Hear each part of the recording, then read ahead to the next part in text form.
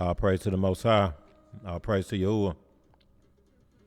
All praises to Yahuwah Alua. All praise to the Most High. All praise to Yahuwah Alua. Told out to Yahuwah and Yahusha. All praise to the Most High. Hallelujah. Hallelujah.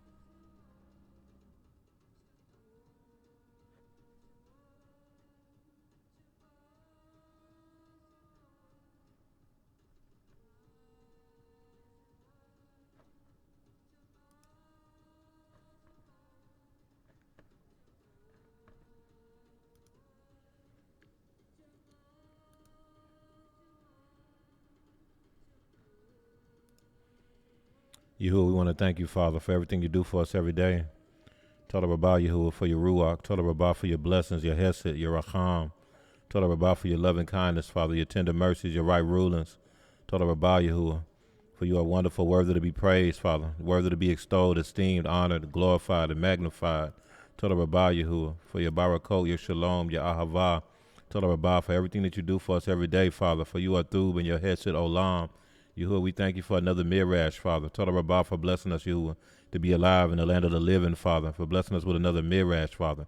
I pray that you be in the midst of us, Adonai Yahusha, that you be in the midst of the menorah, Adonai. Toda Rabbah, for being in the midst of us, Father, being in the midst of your people, Father. Oh, Yahuwah, shine on us, Father.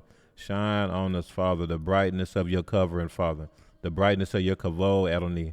Baruch us continuously, Adonai, with the richness of your revelation, Father.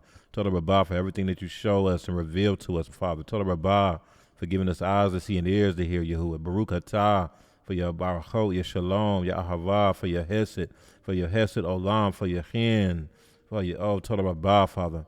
Oh, how we need you, Yahuwah. How we need you, love you, and honor you, and praise you, Yahuwah. Oh, we Baruch your name, Father. We bless your Kodesh name, Father. Toda Rabbah, Yahuwah, for another MIDRASH, Father. Yahuwah, I pray that everything that you want to come out, that it may come out. I pray that everything that you want to be stated, that it may be stated, Father. Give us eyes to see and ears to hear everything that you want us to see and hear, Father. Baruch us to Shema, Adonai. Baruch us to Shema, Father, that we Shema, oh, Yahuwah, continuously, Father, and perpetually. That we be a people that are perpetually obedient and submitted to you, Father. Oh, Toda Rabbah, Yahuwah. Oh, hallelujah. Hallelujah. Hallelujah. May it be so.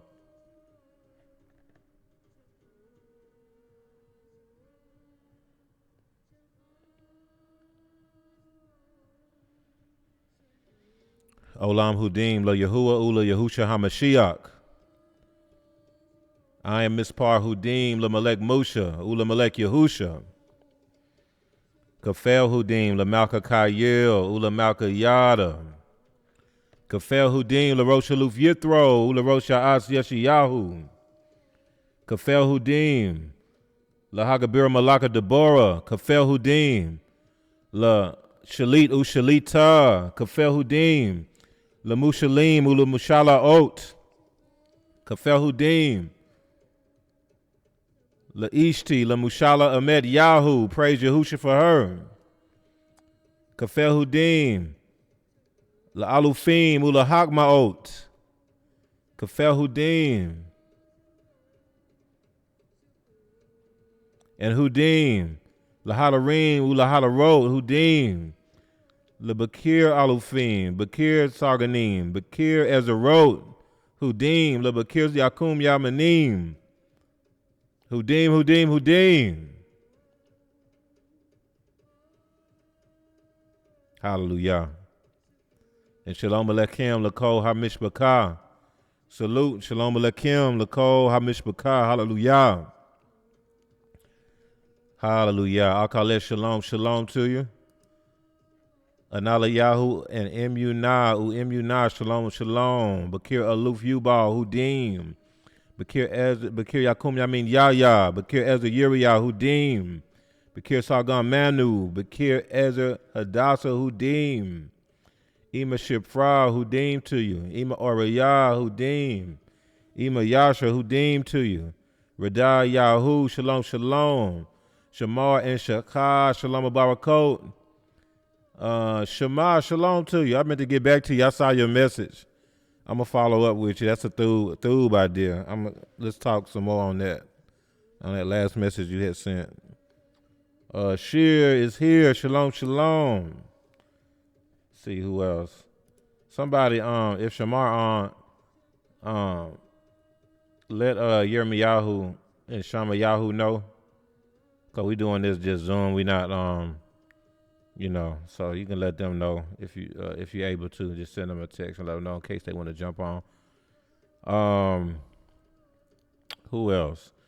Yuri L, shalom, shalom. Yes, R, shalom barakot. All praise to the Most High. Yeah, it's you know what I'm saying? It's a little different the way, cause the way this internet be interneting, we gonna do it this way, y'all. All praise to the Most High. You know what I'm saying? So let's get it.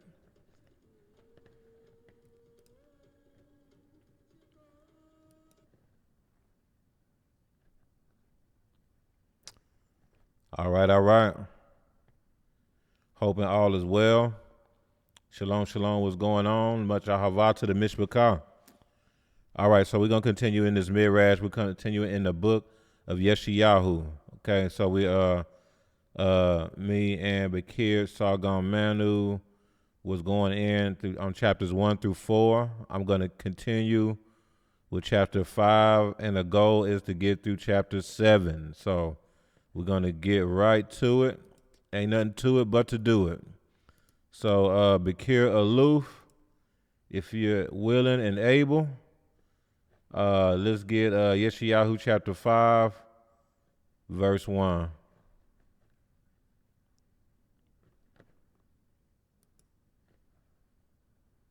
Yes, sir. Okay, Udeem to you. Much Abba and Udeem to you. And Udeem went through, salute to Mr. Cobb. Salute. Okay, that's Isaiah, right? Yes, sir. All right. You hear me okay? Loud and clear. Starting at verse 1. And let me sing to my well-beloved, a song of my beloved regarding his vineyard. My well-beloved has a vineyard on a very fruitful hill. He dug it up and cleared out its stones and planted it with the choicest Start over vine. one more time. I had the sound a little off. Start over one more time. My apologies. Yes, sir. And let me sing to my well-beloved, a song of my beloved regarding his vineyard. My well-beloved has a vineyard on a very fruitful hill. He dug it up and cleared it out its stones and planted it with the choicest vine. He built a tower in its midst and also made a wine press in it.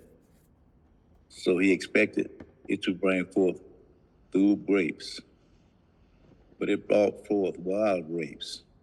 And now, O inhabitants of Jerusalem, the man of Yehuda, judge, please, between me and my vineyard. What more could have been done to my vineyard that I have not done in it? Why then, when I expected it to bring forth good grapes or through grapes, did it bring forth wild grapes? And now, please let me tell you what I will do to my vineyard. I will take away its hedge, and it shall be burned, and break down its wall, and it shall be trampled down. I will lay it waste. It shall not be pruned or dug. There shall come up briars and thorns. I will also command the clouds that they rain no rain on it. For the vineyard of Yahuwah Zabaoth is the house of Israel, and the man of Yehuda are his pleasant plant. He looked for justice, but behold, oppression. For righteousness, but behold, a cry for help. Verse 8, woe to those who join house to house. They add field to field, till there is no place where they may dwell alone in the midst of the land. In my hearing, Yahuwah Sabaoth said, truly, many houses shall be desolate, great and beautiful ones, without inhabitant. But 10 acres of vineyard shall yield one bath, and a homer of seed shall yield one ephah. Woe to those who rise early in the morning, that they may follow intoxicating drink, who continue until night, till wine inflames them, the harp and the strings, the tambourine and the flute, and wine are in their feast. But they do not regard the work of Yahuwah, nor consider the operation of his hands. Therefore my people have gone into captivity, because they have no knowledge. Their honorable man are famished, and their multitude dried up with thirst.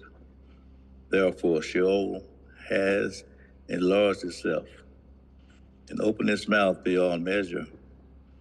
Their glory and their multitude and their pomp. And he who is jubilant shall descend into it. People shall be brought down. Each man shall be humble. And his eyes of the lofty shall be humble. But Yahuwah Sabaoth shall be exalted in judgment. And Eluah, who is Kodesh, shall be hallowed in righteousness. Then the lambs shall feed in their pasture, and in the waste places of the fat ones strangers shall eat. Woe to those who draw iniquity with cords of vanity, and sin as if with a cord rope, that say, let it make speed and hasten his work, that we may see it. And let the counsel of the Kodesh one of Israel draw near and come, that we may know it. Woe to those who call evil through and through evil, who put darkness for light and light for darkness, who put bitter for sweet and sweet for bitter. Woe to those who are wise in their own eyes and prudent in their own sight. Woe to the men mighty at drinking wine. Woe to man valiant for mixing intoxicating drink, who justify the wicked for a bribe and take away justice from the righteous man. Therefore, as the fire devours the stubble and the flame consumes the chaff, so their root will be as rottenness, and their blossom will ascend like dust, because they have rejected the law of Yahuwah Sabaoth and despised the word of the Kodesh one of Israel. Therefore the anger of Yahuwah is aroused against his people. He has stretched out his hand against them and stricken them, and the hills tremble. Their carcasses were as refuse in the midst of the streets. For all his anger is not turned away. Let me read that again. For all this, his anger is not turned away, but his hand is stretched out still. He will lift up a banner to the nations from afar, and will whistle to them from the end of the earth. Surely they shall come with speed swiftly. No one will be weary, stumble among them. No one will slumber or sleep, nor will the belt on their loins be loosed, nor the strap of their sandals be broken, whose arrows are sharp, and all their bows bent. Their horses' hooves will seem like flint, and their wheels like a whirlwind. Their roaring will be like a lion, and they will roar like young lions. Yes, they will roar and lay hold of the prey. They will carry it away safely, and no one will deliver. In that day will roar against them like the roaring of the sea. And if one looks to the land, behold, darkness and sorrow, and the light is darkened by the clouds. Hallelujah. Hallelujah. So, with that being said, I'm going to let everybody know that if you have anything you want to bring out, you definitely can. Anything the Most High may show you in this MIDRASH, you can raise your hand. You can bring out however you feel led. You can put the comments in there too. That's due. We'll read them. We should be able to read the comments as well. But nevertheless, just sending that as a reminder that we got you if you have something you want to bring out. Yahu, we want to hear whatever the Most High show you on this. All right, but let's look at this. So when looking at this, it's a very significant chapter. You see this imagery of YeshaYahu being described as a is like a in a sense a vineyard. And so when you think about a vineyard is a fruit-bearing plant as well, but it's different than a tree. Because when you think of fruit, you think of trees, really. The apple tree, the cherry tree, maybe, I don't know, almond tree, orange tree, et cetera. But you also have vines, and vines bear fruit too. You got the grapevine. A lot of there's berry vines that do berries. Watermelons, melons are on vines. Cucumbers, things like that. And they are not trees. It's a totally different thing. And it's interesting that a lot of the fruit of the vine is what's used to make, like alcohol, wine, yayin, particularly wine. I thought that's kind of interesting, nevertheless. But in the scriptures, grapes is looked at many times as a big fruit. That was you had like the Escol, I think it's like the field of grapes.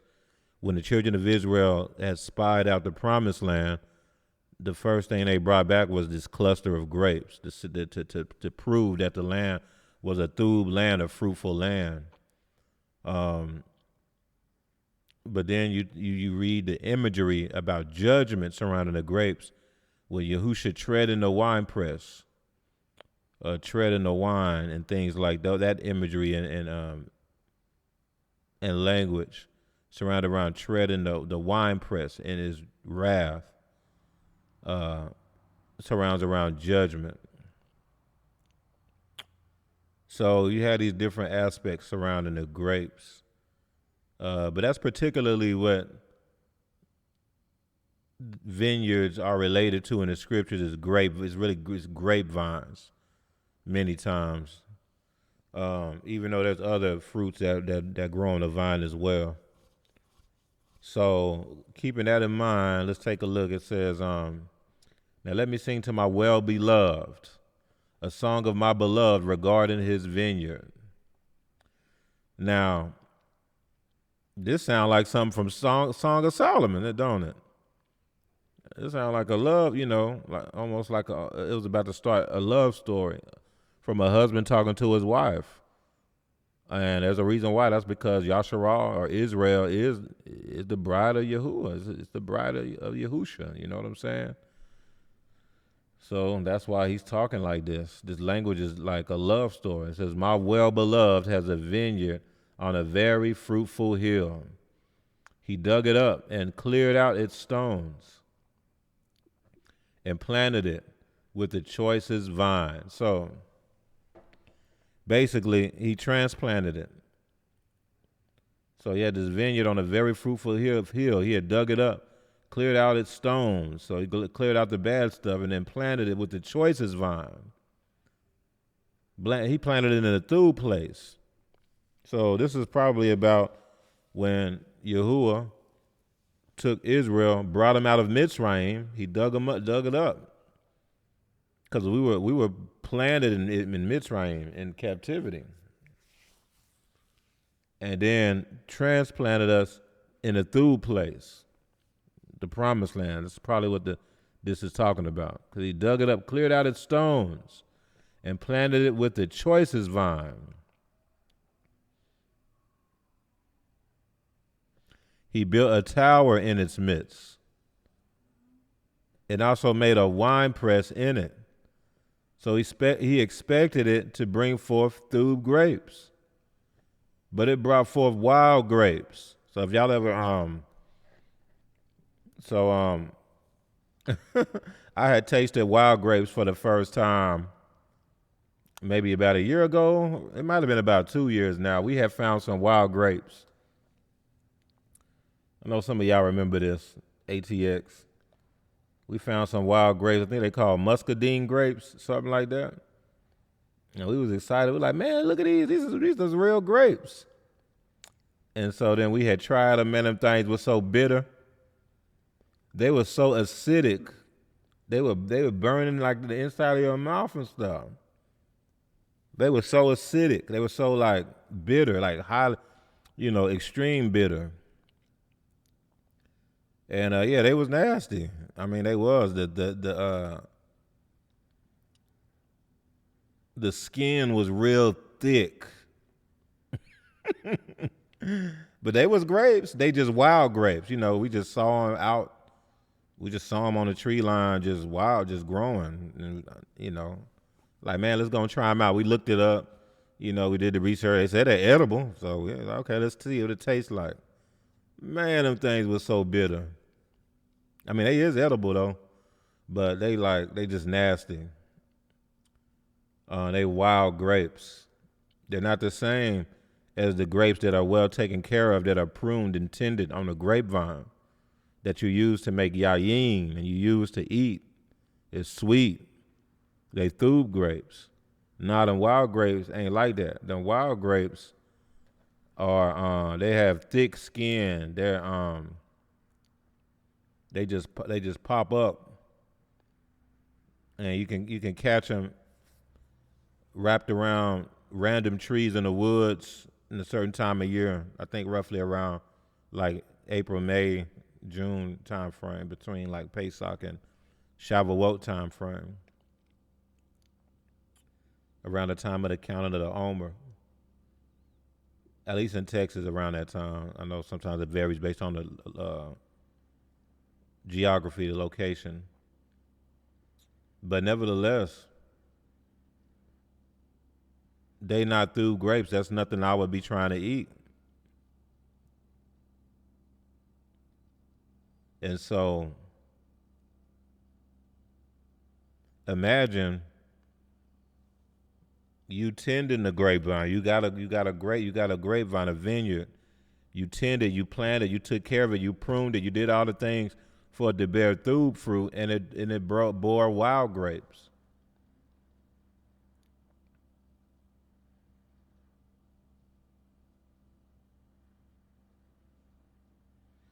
And we got to understand what that means by bearing fruit.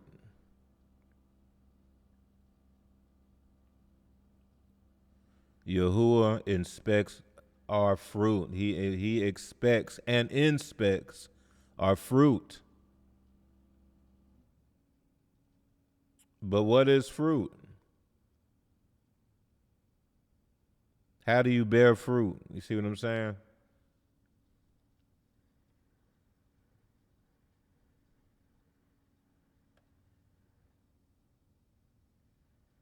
Fruit is the fruit of your lips, the fruit of your works, the fruit of your works of your hands.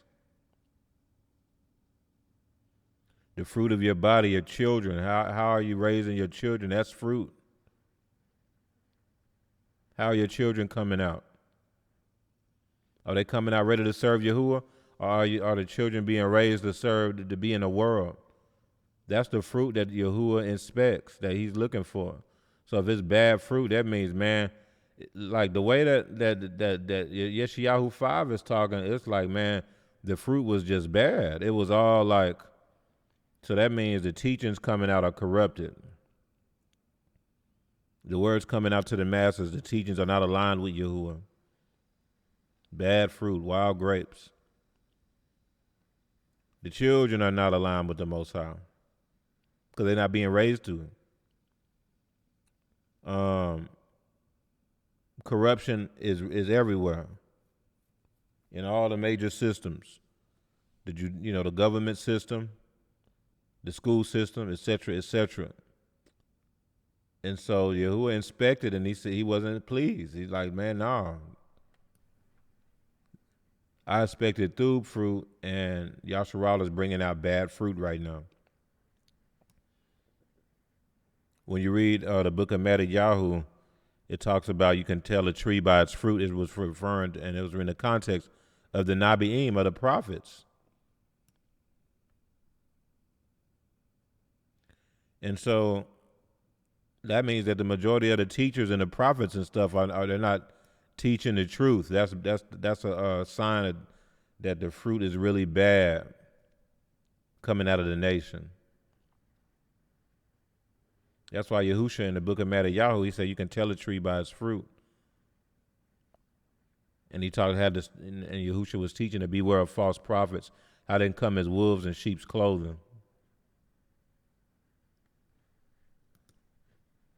Verse 3, and now, O inhabitants of Jerusalem and men of Yehuda, judge, please, between me and my vineyard. What more could have been done to my vineyard that I have not done in it? That's very important, y'all. When Yahuwah gives you everything, he gives you everything. He gives you healing, deliverance, restoration. He gives you all the information through your leadership, all the counseling, and you still aren't bearing fruit, y'all. Listen, you're held accountable for the resources that Yahuwah uses to cover you. You're held accountable. There's an expectation. There's a return, a yield that Yahuwah expects from the things he's pouring into you. We don't look at it like that. This is what y'all want to ask yourself. How much counseling have y'all received? How many words have y'all received? I'll tell y'all something. Me and Mushala, we especially lately, we've been receiving a lot of covering, a lot of like just covering and words and time and counseling from our leaders, from our heads, and we know that there's an expectation, a yield that's supposed to come out of that, and we take that very seriously. We do. We do.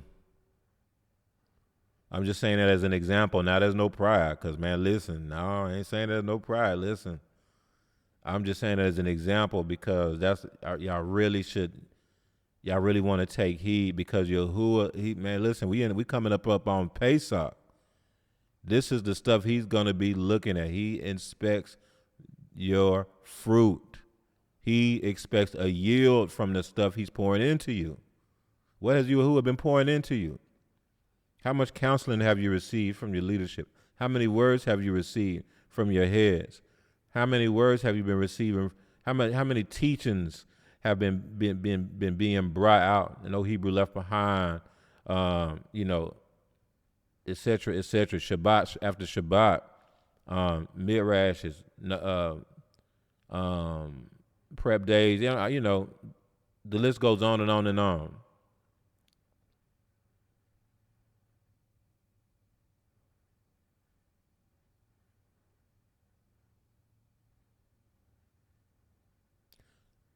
Those words and those teachings are not just for your entertainment. There is an expected yield. that's supposed to come out of those seeds that are being planted in you through those words.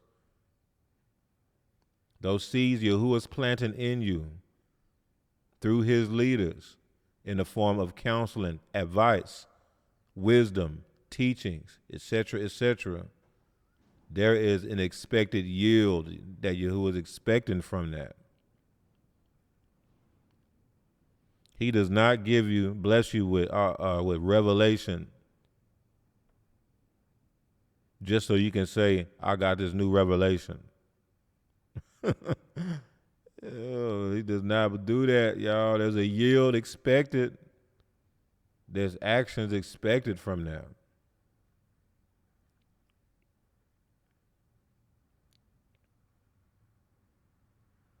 Reflect and introspect. What are some of the things that Yahuwah has been pouring into you throughout the years? Throughout this year, this past year, we're coming up on a new year, y'all. We're coming up on the beginning of the year. Sometime, I don't even know, sometime probably in April, early April, late March, early April. I shouldn't even guess. Let me see. Anybody know when the new year start? Oh yeah, Bakir Sargon told let me go on and get you on in here to get these things squared away. Told Rabbi. Oh, actually, we should be through. We should be through because we're not live, so we should be through. Yeah, we should be through. But yeah, like, man, listen. Just think about that. Just introspect and make sure play catch up if you have to. Like, oh, snap. Man, my leader told me this. I ain't done this. Man, they brought this out. I ain't really moved on this yet.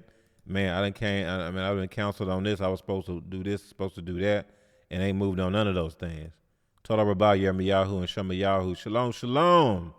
April 2nd is the new year. So we coming up on New Year soon. And so reflect on this year and see what are some of the things the Most High has been given to you in the form of whatever, words, revelation. Even revelation you receive directly from Yahuwah in prayer times, visions, whatever. Teachings from your leadership, counseling sessions. How many counseling sessions that you have, that you had with your leaders? How have you been moving on that wisdom and advice that's been given to you? You know what I'm saying? Y'all got to look at all that because there's an expected yield from that. That wasn't just for nothing. That wasn't just so you can feel better. Yahuwah is looking for a return, a ROI. All right, let's keep going. Because that's how he was here. Verse 3 says, and now, O inhabitants of Jerusalem and the men of Yehuda, judge, please, between me and my vineyard. What more could have been done to my vineyard that I have not done in it? Why then, when I expected it to bring forth through grapes, did it bring forth wild grapes? And now, please let me tell you what I will do to my vineyard. Man. I will take away its hedge, and it shall be burned, and break down its wall, and it shall be trampled down. I will lay it waste. It shall not be pruned or dug, but there shall come up briars and thorns.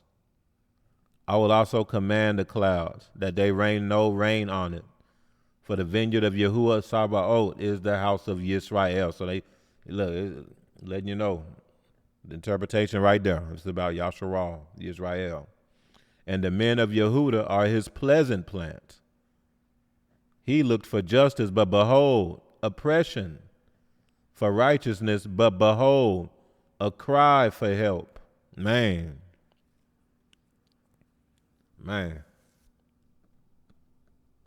Woe to those who join house to house. They add field to field till there is no place where they may dwell alone in the midst of the land. So maybe this is talking about the rich and the wealthy. You know, when it says join house to house and add field to field, maybe it's talking about, you know, like the wealthy buying up all the land and maybe some sort of that to where maybe it seemed like the context is surrounded around just greediness and people being left out of their inheritance because there's unjust dealings going on surrounding real estate. That's what it sounds like here. That there was some unjust dealings going on. YeshaYahu had became so corrupt that they were unjust surrounding their real estate dealings, and basically you had the wealthy going up buying up everything and buying up everything and then and making it to where there's not really no place for the common folk to be able to access their inheritance or have land or things like and houses and things like that, because it get bought up by the rich and then they rent it out to the masses to where it's almost impossible to be able to purchase, own a home, on land. Like you got to be like pretty much rich. So it just sounds like YeshaYahu became so corrupt that, man, their real estate system was corrupt. People's inheritance was being unjustly taken. They were being poor being taken advantage of, being oppressed. And it was very wicked and corrupt. This is why Yahuwah was angry. Y'all got to understand that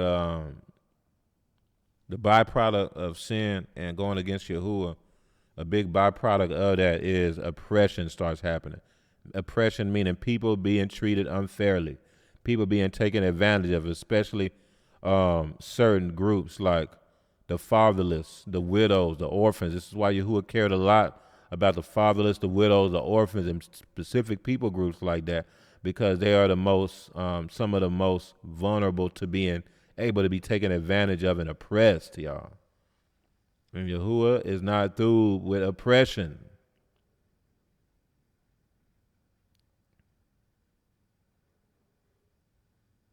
Especially when it comes to his kingdom. Because all the other nations were given over to oppression. That's the concept of the heathen. All other nations were given over to oppression. Some people had to rise up on the backs of someone. Someone has to be oppressed. I talked about this before, but that's probably the number one of the big, other than, you know, of course, YeshaYahu is Yahuwah's. The rest of the other nations are not, as far as who Yahuwah went in a covenant with and things like that.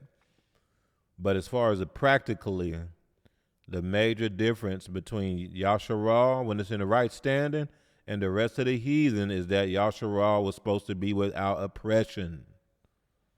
It's a kingdom built free of oppression. An oppressive-free zone, oppression-free government. You started seeing YeshaYahu move in oppression and corruption whenever they started moving like the other nations. But whenever they moving in right standing with Yahuwah and keeping Torah, there's no oppression in YeshaYahu. It's the only nation ever. That's what separates YeshaYahu as far as practically from all the other nations on the Eretz, y'all. It was a kingdom that was not built on oppression. Very, very important. Very important. Let's keep going. In my hearing, Yahuwah Sabaoth said, truly, many houses shall be desolate, great and beautiful ones, without inhabitants. So this supports what I was saying, like, because of that, the judgment is that, now Yahuwah going to make it to where those nice, beautiful houses that the rich were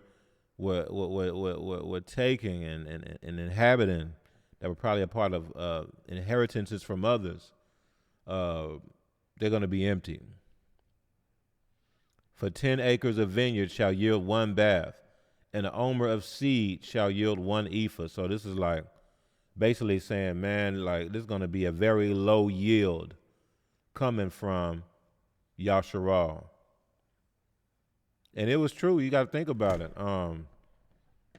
YeshaYahu was so corrupt and so wicked. The fruit was so bad. You only had, what that means is that the majority is the majority of everything coming out of YeshaYahu is just wicked. It's not thub. It's bad fruit. But it did say, but there is a remnant of thub fruit there. That's why I was saying here, for 10 acres of vineyard shall yield 1 bath. So that, hey, there's something coming out though. And the omer of seed shall yield 1 ephah.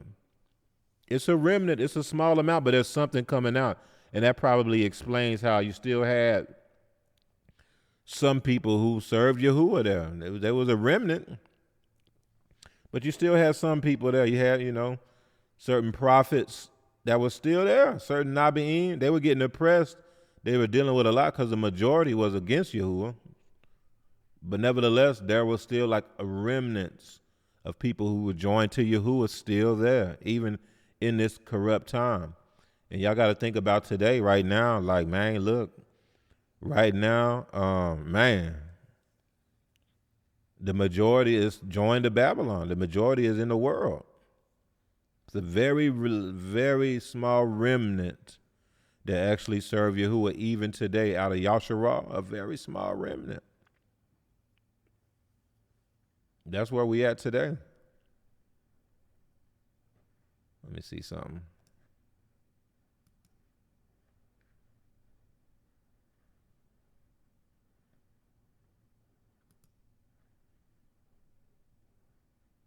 Okay, let's make a show. All right, let's keep going. So, woe to those who rise early in the boker or in the morning, that they may follow intoxicating drink. Now, we all know this. I know this, so y'all probably know this isn't saying that it's something wrong with drinking in and of itself. But man, listen, if you waking up in the boker to follow intoxicating drink, everybody know, at least, I don't know if stuff changed. It's been so long since I really even, it's just been a long time, but I'll just say this. When I was growing up, if you were waking up drinking alcohol, that's because you pretty much, alcoholic. If you waking up and drinking in a boker, I'll say that's a sign that you probably like an alcoholic. If you wake up and you drinking in a boker in the morning, that was a sign that you really hooked on it pretty bad. I don't fully. That was just the way we looked at it, and most of the time it was true. But it was just something about, I don't know why, it's just something about when you drink in the morning. If you're as soon as you wake up in the morning, you going and getting a beer, you going and getting like some liquor or some, man, that's a bad sign. It's something about that. And so I thought that was interesting. You see this in the scriptures. It said, woe to those who rise early in the boker, that they may follow intoxicating drink, who continue until night, till the wine inflames them. Man. So when you keep reading now, it goes more into detail, man. You continuing, because that's how it go. If you started off drinking during the day, especially in the morning, you're probably going to end up drinking all day. You probably are. Verse 12, the harp and the strings, the tambourine and flute and wine are in their feasts, but they do not regard the work of Yahuwah, nor consider the operation of his hand. So they still they still having their feast days. They still going to Shabbat. They still going to Pesach or whatever. But in some shape, form, or fashion, they're not regarding the work of Yahuwah. They're not considering the operation of his hands, and I submit it's primarily because of idolatry. They dabbling with these other Elohim, and there's some other things they moving in as well. But we'll keep reading. Therefore, my people, now because of this, now look at it says, therefore my people have gone into captivity because they have no knowledge. Ooh. Therefore my people have gone into captivity. Why? Because they have no knowledge. Their honorable men are famished, and their multitude dried up with thirst. So this is what that means. This is another way to look at this. So this supports what I was talking about earlier. Whenever a land is bearing bad fruit, that means when there's no fruit in the land, that means there's no sound teachings there. There's no word. That's one of the aspects of having bad fruit in the land. No fruit means there's no sound doctrine. The fruit it surrounds around the doctrines, the words, the teachings, y'all, as well, the prophecies. The Hebrew word for prophet, nabi, is about fruit. The Hebrew word, one of the Hebrew words for fruit is nab, nun, bet. Nun, the seed, bet, in the house. The fruit houses the seed. Literal fruit houses the seed. If you eat grapes, not from the grocery store, but real grapes, you'll notice when you eat the grapes, there's going to be a seed in it. The fruit house is like a house for the seed to be in. Nabi is the Hebrew word for prophet. It surrounds around fruit. That's why in YeshaYahu, let's go there real quick. Let's go there. YeshaYahu, I think it's chapter 7, like verse 15 or something like that. Yeah, let's go there.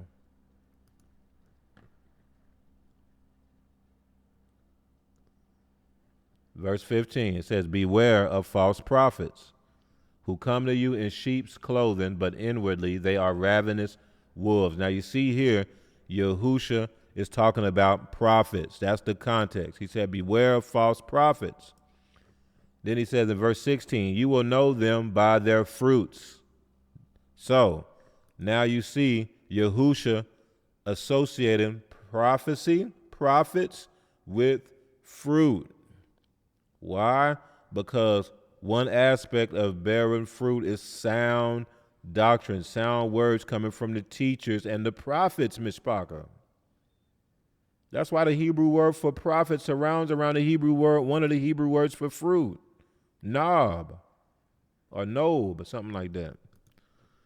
Verse 16, you will know them by their fruits. Do men gather grapes from thorn bushes or figs from thistles? So now this is talking about grapes, just like what Yahuwah was talking about in YeshaYahu chapter 5 about how his vineyard was bearing not thub fruit.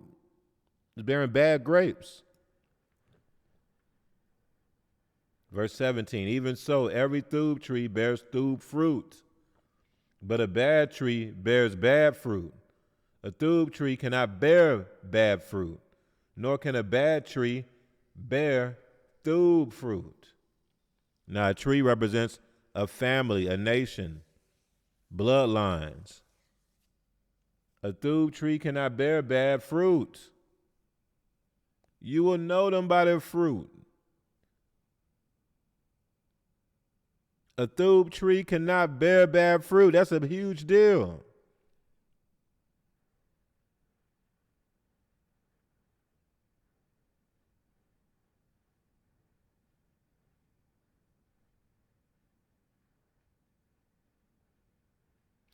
You won't be capable of bearing bad fruit if you're attached to the thub tree. But if you're attached to a bad tree, you won't be capable of bearing thub fruit. Hopefully I said that right. Let me make sure. If you are attached to the thub tree, you will not be capable of bearing bad fruit. However, If you are attached to a bad tree, you will not be capable of bearing thub fruit. It won't be possible. This is what Yahuwah is talking about, Yahusha in his teaching in MIDRASH chapter 7. It's not possible. If you want to bear thub fruit, you have to be connected to Yahusha. You have to be connected to Yahuwah. You have to have been receiving his Ruach and be sealed to the Most High, or else you will not bear thub fruit. It's not possible. So this is why YeshaYahu was not bearing thub fruit, because they were not joined to the Most High. They were not receiving his Ruach. Verse 18, a thub tree cannot bear bad fruit, nor can a bad tree bear thub fruit. Every tree that does not bear thub fruit is cut down and thrown into the fire. What did Yahuwah say in the book of YeshaYahu? He said because the vineyard was bearing bad fruit, he was going to judge. He's judging. Let it get trampled over. And all these things like that. Therefore, by their fruits you will know them. Therefore, by their fruits you will know them. And remember what the fruits are. The fruit surrounds around prophecy, sound teachings, doctrine. The fruit. Another aspect of fruit is the works of the hands, the fruit of the lips. Even the children. Even the children. Like, man, that's fruit. Going to a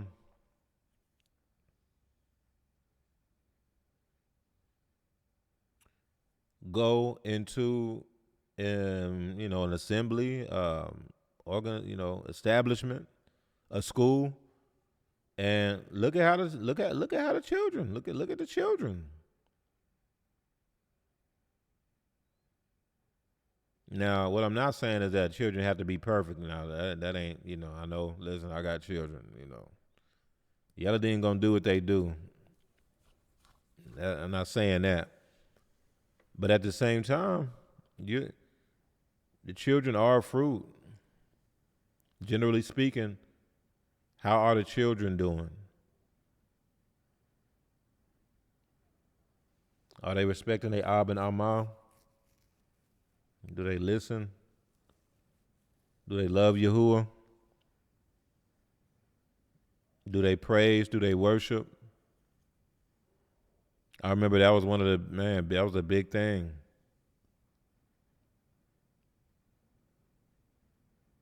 Watching children praise and worship Yahuwah, and watching children being filled with the Ruach, crying out to the Most High. This is the first place I've ever really seen that in a real way. On such a high level. Children, I remember Sukkot, oh man. Especially Sukkot 2024. Oh man, I've never seen nothing like that when I was in the church. As far as children praising, worshiping Yahuwah. Children on fire for Yahuwah, man. That's fruit. Again, let me reiterate, let me emphasize. I'm not saying, look, Yeladim, you can't, I'm not saying your children got to be perfect. Now, listen, that's not what I'm talking about. That's not what I'm talking about. Children, they'll do things, they'll have to be corrected, they'll have to be chastised for certain things. Yeladim, your children going to be children. But generally speaking, that is fruit, though. So it's worth looking at and observing.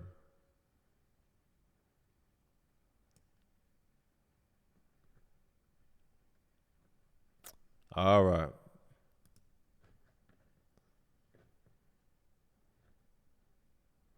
says, every tree, therefore by their fruits you will know them. And then right after this, look what it says. Yahushua keeps speaking. He says, not everyone who says to me, Adoni, Adoni, shall enter the kingdom of the Shamayim, but he who does the will of my Ab in the Shamayim. Many will say to me in that day, Adoni, Adoni, have we not prophesied in your name? There it goes. prophesied fruit, right? Have we not prophesied in your name, cast out demons in your name, and done many wonders in your name? And then I will declare to them, I never knew you. Depart from me, you who practice lawlessness. And that was the issue with YeshaYahu and YeshaYahu 5, is that they were moving in lawlessness. They were not, the scriptures were saying they were not regarding Yahuwah. All right, let's keep going though. We're back in YeshaYahu 5.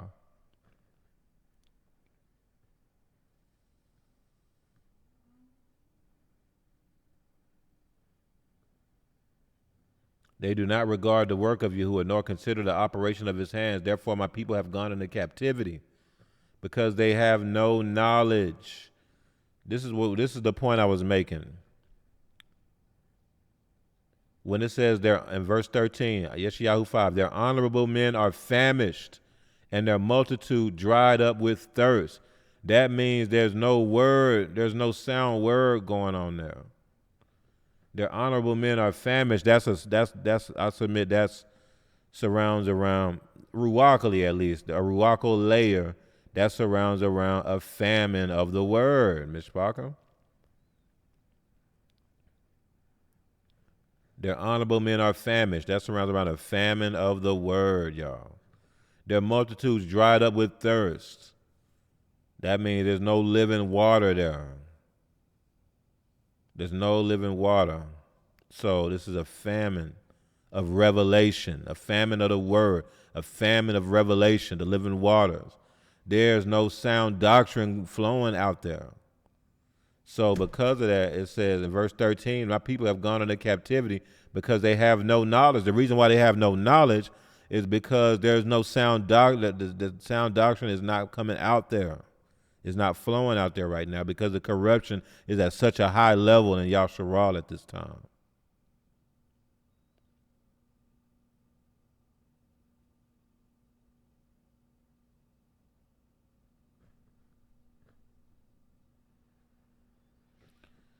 There, verse 14, therefore Sheol has enlarged itself. That's Sheol. That's the Hebrew word for hell. Therefore Sheol has enlarged itself and opened its mouth beyond measure. Their kavod and their multitude and their pomp. And he who is jubilant shall descend into it. This is talking about captivity. Remember, captivity is Sheol. This is proving that right here in this scripture. Verse 13 talked about how they will go into captivity because they have no knowledge. And then it says, therefore, verse 14, therefore Sheol has enlarged itself. That's talking about these other nations. Have enlarged itself and opened its mouth to take in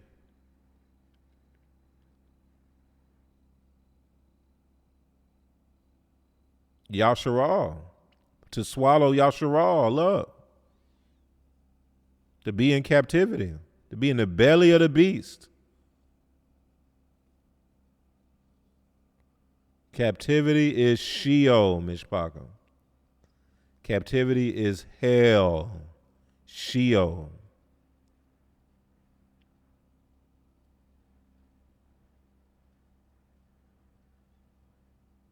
That's what it means by therefore Sheol has enlarged itself.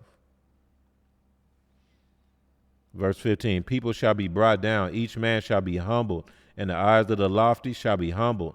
But Yahuwah Sabaoth shall be exalted in judgment, and Eluah, who is Kodesh, shall be hallowed in righteousness. Then the lambs shall feed in their pasture. There you go. Then the sound word will start coming out. Then the lambs shall feed in their pasture, and in the waste places of the fat ones, strangers shall eat. Oh, man.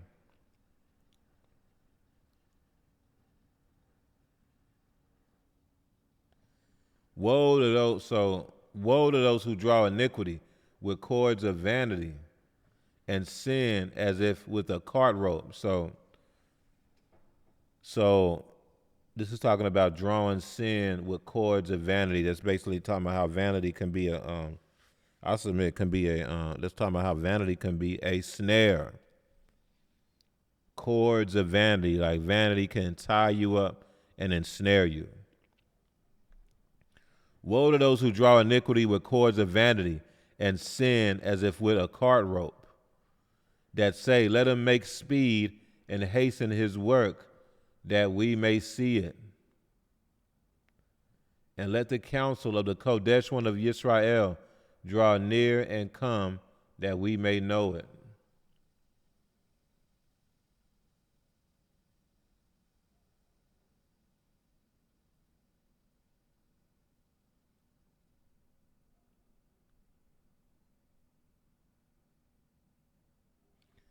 And let the counsel of the Kodesh one of Israel draw near and come, that we may know it. Woe to those who call evil thub, and thub evil. And we know how that go. That's just how that's Babylon, y'all. That's captivity. When you're in captivity, that's what everybody start doing. Because they don't know Yahuwah, they start calling what's good evil, and what's evil thub. What's thub evil and what's evil thub. Who put darkness for light and light for darkness.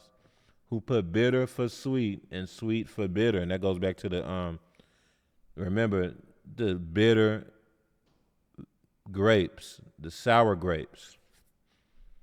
So this is talking about, taking and receiving bad doctrine and making it like it's gold.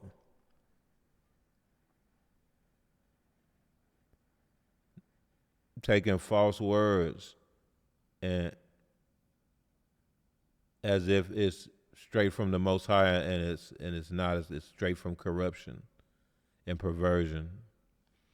Verse 21, woe to those who are wise in their own eyes and prudent in their own sight. Woe to men mighty at drinking wine. Woe to men valiant for mixing intoxicating drink, who justify the wicked for a bribe and take away justice from the righteous man.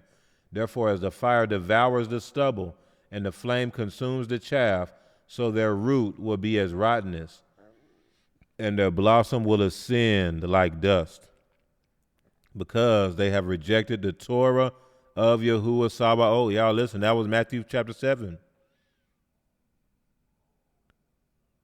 Yahushua HaMashiach, he said, if a tree that bears bad fruit, basically will be burned up for the fire. And then he said, people will come to me and say, I prophesied in your name, I did these things. And he said, depart from me, I never knew you, you who work lawlessness. Here it goes, because verse 24 says, because they have rejected the Torah of Yahuwah Sabaoth and despised the word of the Kodesh one of Yisrael. Therefore the anger of Yahuwah is aroused against his people. He has stretched out his hand against them and stricken them, and the hills trembled. Their carcasses were as refuse in the midst of the streets. For all this his anger is not turned away, but his hand is stretched out still. He will lift up a banner to the nations from afar, man, and will whistle to them from the end of the earth. That's like you whistling for your dog. You know how the other nations are sometimes characterized scripturally as like these beasts of the field, or like a dog. Dogs, these heathen nations. The Most High was like, I will lift a banner to the nations from afar and will whistle to them from the end of the Eretz. Surely they shall come with speed, swiftly, man, just like a dog. If you whistle for your dog, they're gonna come with speed, swiftly, and you can tell your dog, get him, sick him, get him. No one will be weary or stumble among them. No one will slumber or sleep, nor will the belt of their loins be loose, nor the strap of their sandals be broken. Like Most High, it's like Yahuwah's like, I will let loose the nations on you. I'll lift up a banner, whistle for them, and tell them to get y'all. Make them go after y'all, full throttle, to consume y'all. And that's what happened. Verse 28, whose arrows are sharp and all their bows bent, their horses' hooves will seem like flint, and their wheels like a whirlwind. Their roaring will be like a lion. They will roar like young lions. Yes, they will roar. They will roar and lay hold of the prey. They will carry it away safely, and no one will deliver. That's what happened. That's referring to Assyria, how they did YeshaYahu. In that day they will roar against them like the roaring of the sea. And if one looks to the land, behold, darkness and sorrow, and the light is darkened by the clouds. Man.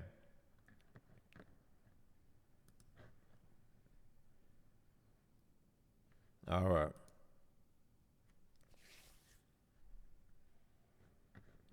Chapter 6.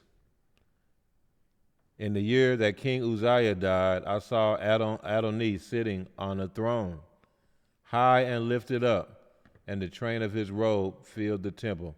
Oh, go ahead, Bakir Luke, my apologies. Go ahead and get this one for us, chapter 6.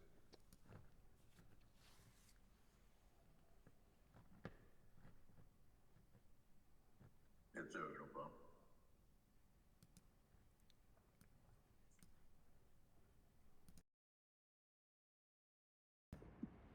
In the year that King Uzziah died, I saw Yahuwah sitting on a throne, high and lifted up. That's a dome. A dome, okay. Yeah. My bad. Nah, you cool. Start it over again. In the year that King Uzziah died, I saw a dome sitting on a throne, high and lifted up. The train of his robe filled the temple. Above it, seraphim. Each one had 6 wings. With 2 he covered his face. With 2 he covered his feet. And with 2 he flew. And one cried to another and said, Kodesh, Kodesh, Kodesh is Yahuwah Zabaoth. The holy rest is full of his glory. The post of the door was shaken by the voice of him cried out, and the house was filled with smoke. So I said, woe is me, for I am undone, because I am a man of unclean lips, and I dwell in the midst of people of unclean lips. For my eyes have seen the King, Yahuwah Zabaoth. Then one of the seraphim flew to me, having in his hand a live coal, which he had taken with the tongs from the altar. And he touched my mouth with it and said, behold, this has touched your lips. Your iniquity is taken away, and your sin purged. Also I heard the voice of Yahuwah saying, whom shall I send? Of a dome. Also I heard the voice of a dome saying, whom shall I send? And who would go for us? Then I said, here I am, send me. And he said, go and tell this people, keep on hearing, but do not understand. Keep on seeing, but do not perceive. Make the heart of this people dull, and their eyes heavy, and shut their eyes, lest they see with their eyes, and hear with their ears, and understand with their heart, and return to be healed. Then I said, Adon, how long? And he answered, till the cities are laid waste without inhabitant. The houses are without a man. The land is utterly desolate. Yahuwah has removed man far away, and the forsaken places are many in the midst of the land. But yet a tenth will be in it, and will return to be for consuming, as a terebinth tree or as an oak tree, whose stump remains when it is cut down. So the Kodesh seed shall be its stump. Man. Hallelujah.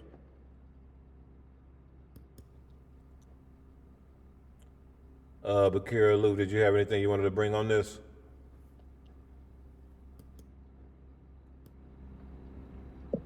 See,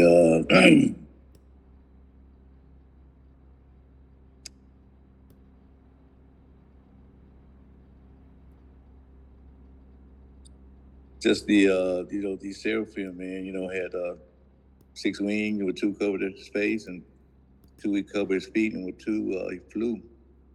It just goes to show you, man, how much reverence they had, for Yahuwah.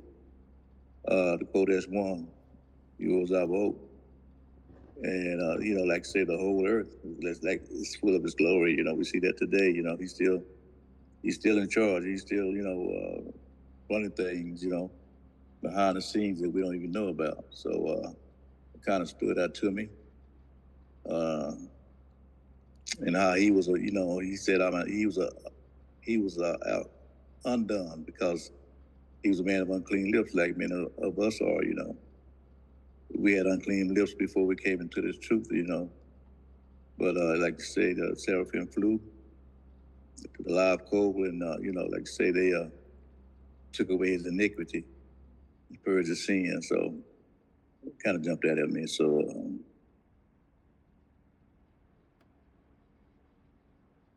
and I'll yield on that. I'll let you take it. Con. Yeah, this is very, very significant. And, we went through this chapter plenty of times before. This is probably, a very, very, I don't know, just a standout chapter for me. YeshaYahu chapter 6, this is when YeshaYahu, it's a picture of when he was called, basically. But it says, in the year that King Uzziah died, I saw Adonai sitting on a throne, high and lifted up, and the train of his robe filled the temple. So, man, his fringes filled the temple. That's his fringes. The train of the robe. Above it stood seraphim. So, seraphim, that comes from the word seraph. That comes from the word seraph, which is a type of like a serpent. So, these were like serpent beings. Seraphim comes from like fiery serpent. That's where that word comes from. So it was these malachim that were like these serpent type beings that had wings. They were in the Shamayim. They were in the Shamayim, praising Yahuwah, seraphim. Is these special type of malachim that were serpent type of beings who praised Yahuwah. They had 6 wings. So there were this creation that were able to exist right in the throne room. And so it's like Yahuwah they had to be made a special way to be able to handle the amount of kabod to be in the throne room. So you notice they had 6 wings with 2 that covered their face. I submit that was in order to be able to, because just to be that close to the presence of Yahuwah. You see what I'm saying? The amount of kabod in that area, it's probably too much to bear for a normal person. And so they had these special beings that were able to exist in the throne room and live there. And they had 2 wings that had to cover their face, 2 to cover their feet, and with 2 they flew. And they just praised Yahuwah. They're mentioned also, I submit, that's the same ones that were mentioned in Revelation. Who pray, who say all day and night and sing holy, holy, holy. Because they were saying the same thing here. It says, and one cried to another and said, holy, holy, holy is Yahuwah Sabaoth. The whole earth is full of his kabod. And the posts of the door were shaken by the voice of him who cried out. And the house was filled with smoke. So I said, woe is me, for I'm undone, because I'm a man of unclean lips. And I dwell in the midst of a people of unclean lips. For my eyes have seen the King, Yahuwah Sabaoth. So then it says, then one of the seraphim flew to me, having in his hand a live coal, which he had taken with the tongs from the altar. Now that's big. If you know Torah, you know that there's 2 major altars in the Torah. You got the altar of incense and the altar of burnt offerings. The altar of incense and the altar of burnt offerings. The altar of incense is in the holy place. The altar of burnt offerings is in the outer area, outer court. I don't know what you want to call that. It's outside of the holy place. The altar of incense surrounds around the prayers of the people. It's about the prayers of the people. The altar of burnt offering is the praise, the worship of the people. They are the daily sacrifices. The altar of burnt offering is going at the same time as the altar of incense. They had priests making sure the incense was going at the same time, or they were tending to the incense, I'm sorry, at the same time they were tending to the altar of burnt offering, Boker and Arev. This is according to Torah and Shemot, and I believe it's mentioned again. Well, I know it's definitely in Shemot, roughly around like Shemot chapter in the 20s, like chapter 28, something along those lines. But I believe it's mentioned again, like if you go to like Vayikra, I can't remember the other book. But yeah, Shemot chapter 29.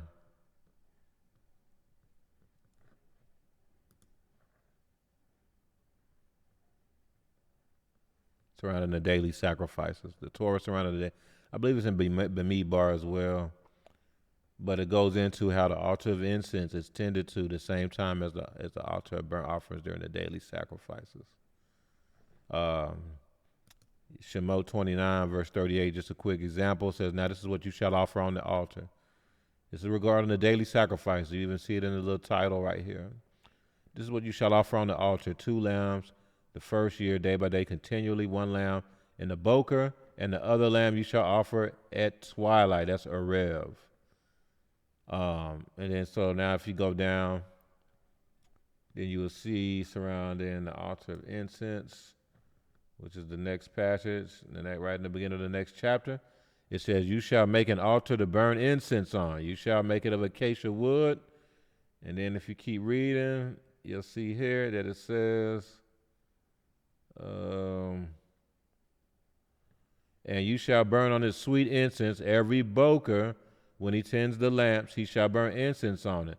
And when Aharon lights the lamps at Arev, he shall burn incense on it, a perpetual incense before Yahuwah throughout your generations. So I just wanted to show y'all that real fast, that they go hand in hand together. That's my point, is that the altar of incense and the altar of burnt offerings go hand in hand together.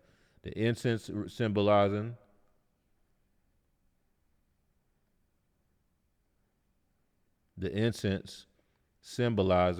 the prayers of the people, and the altar of burnt offerings symbolizing the worship, the praise, and the obedience of the people. That's the concept of the whole burnt offering, the Olah offering. All right, so with that being said, we see here there was a coal that was taken with the tongues from the altar. Then the coal touched the mouth with it and said, behold, this has touched your lips. I submit this was from the altar of incense. This is from the heavenly version of the altar of incense. And the reason why is because the altar of incense, from what I remember, is what had the coals on it. Ancient incense is not lit with wasn't lit with a lighter. Ancient incense wasn't lit with a match. Ancient incense in Yasharal was lit using coals, Mishpaka. So I submit that this was taken from the heavenly altar of incense. Because remember, the things that the tabernacle, the holy place, the Holy of Holies, that whole build, the whole tabernacle system was patterned off of things that were in the Shamayim. Right now, YeshaYahu is in the Shamayim. This is a vision that he had of the Shamayim. And so this Malak, this was Seraphim, I'm sorry, took a tongue from the altar. That was from the altar of incense. And remember, the incense represents the prayers of the people. That's what makes this significant, because when you keep reading, he touched his mouth with it and said, behold, this has touched your lips. Your iniquity is taken away.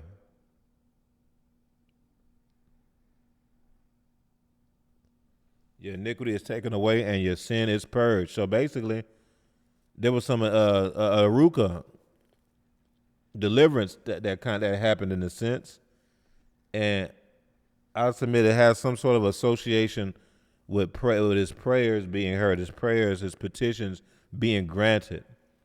It's associated because he took a coal from the altar of incense and touched him with it in order for this like deliverance, this purging to happen. This was showing that this was probably associated with YeshaYahu just really being a praying person, someone who petitioned to Yahuwah, who prayed to Yahuwah. It says verse 8, also I heard the voice of Adon saying, whom shall I send, and who will go for us? Then I said, here am I, send me. And he said, go and tell this people, keep on hearing but do not understand, keep on seeing but do not perceive. Make the heart of this people dull and their ears heavy, and shut their eyes, lest they see with their eyes and hear with their ears. So, again, we talked about this before, but since we're covering this chapter, it's worth speaking on this. This is, I'll submit that YeshaYahu was seeing when he was being sent. YeshaYahu was seeing. YeshaYahu was a son of light. YeshaYahu was one of the sent ones of Yahuwah. And this was like, it's almost like he's seen when he was in the Shamaim and sent down to the Eretz. He's seen what he was sent to the Eretz for.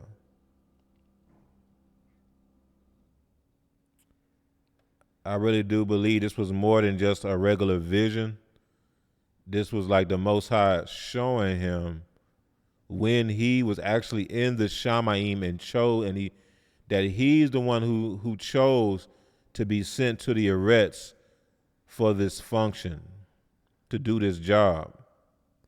That he is one of Yahuwah's sent ones. YeshaYahu is a son of light. The sons of light are eternal beings who are of the Shamaim, who are sent on the Eretz for a specific work. All the prophets were Malachim. All the prophets were sons of light. Y'all know, many of y'all know, Melech Yahusha taught very extensively on this concept. But and I talked about this in YeshaYahu 6 before. But while we're covering it, it's, you gotta mention it. It's important, y'all. YeshaYahu said, "Send me, I'll go." He said, "Here I am." And look what his job was. Look what Yahuwah said. Go and tell this people, keep on hearing, but do not understand. Keep on seeing, but do not perceive. Make the heart of this people dull and their ears heavy, and shut their eyes, lest they see with their eyes and hear with their ears and understand with their heart and return and be healed. So basically, Yasharal's, what this is showing is that Yisrael or Yasharal's iniquity was so deep that Yahuwah basically had sent YeshaYahu to judge Israel. YeshaYahu was sent to declare the words of Yahuwah to Yasharal as a judgment against them, as a witness against them, y'all.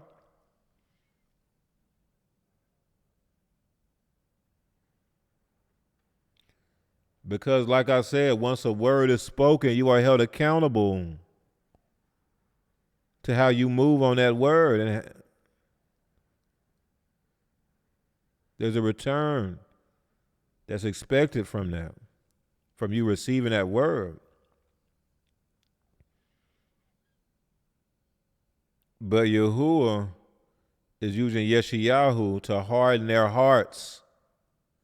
Yahuwah is hardening their hearts. It's similar to what Yahuwah did with Moshe, with Pharaoh. He told Moshe, go up there and tell Pharaoh the words of, prophesy to Pharaoh. Tell Pharaoh the words of Yahuwah, and I'm going to harden his heart. He's not going to be able to receive the words, and it's going to serve as a witness against him. Israel's iniquity was so full. The corruption was so bad that the Most High basically did them like he did like the other nations, and hardened their hearts, made their eyes, shut their eyes so they couldn't receive the words coming from Yahuwah. And when you don't receive a word coming from Yahuwah, it will serve. It can serve as a witness against you.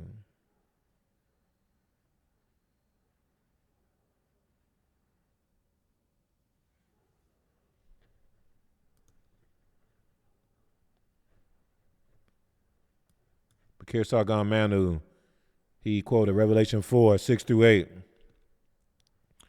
And before the throne there was a sea of glass like crystal, and in the midst of the throne, and around the throne were 4 living creatures, covered with eyes in front and in back. And the first living creature was like a lion, and the second living creature like a calf, and the third living creature had a face like a man, and the fourth living creature was like a flying eagle. Ezekiel 1:10. And the 4 living creatures, each having 6 wings, YeshaYahu 6:2, were covered with eyes around and within, and they do not cease day or night, saying, set apart, oh, yeah, holy, holy, holy is El Shaddai. YeshaYahu 6:3, who was and who is coming. Man, yeah.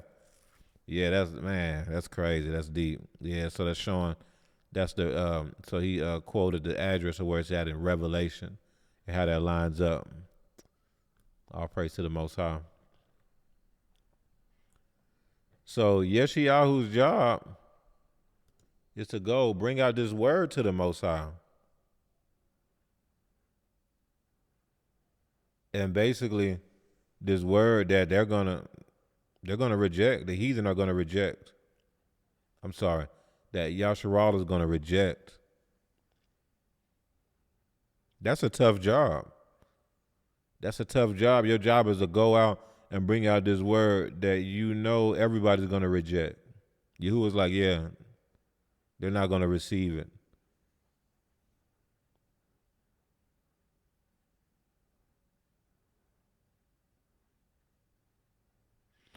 Yeah. This was the job of many of the Nabi'im, something similar. Verse 11. Then I said, Adon, how long? And he answered, until the cities are laid waste and without inhabitant. The houses are without a man. Ooh, the houses are without a man. That's when you know when Yasharal is in captivity, is when fatherless houses is in an all-time high. We've been talking about this since we've been covering YeshaYahu. I noticed that's been talked about multiple times throughout the chapters of YeshaYahu, of how Yahuwah, part of his judgment is that these houses will be without men. And when the houses are without men, y'all, that goes bad. Because it's the men who provide the protection, the provision. It's the men who provide the covering. And so without that, there's no protection, there's no provision, there's no covering.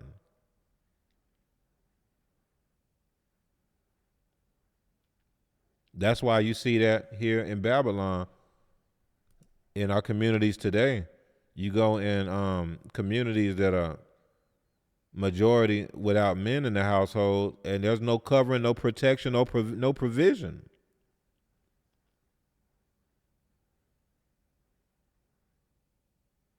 Most of the time, it's just not through. 99% of the time,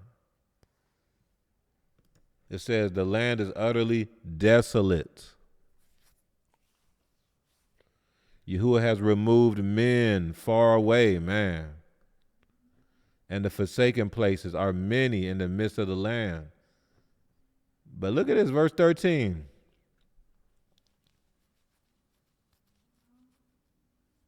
It goes back to what I was saying earlier.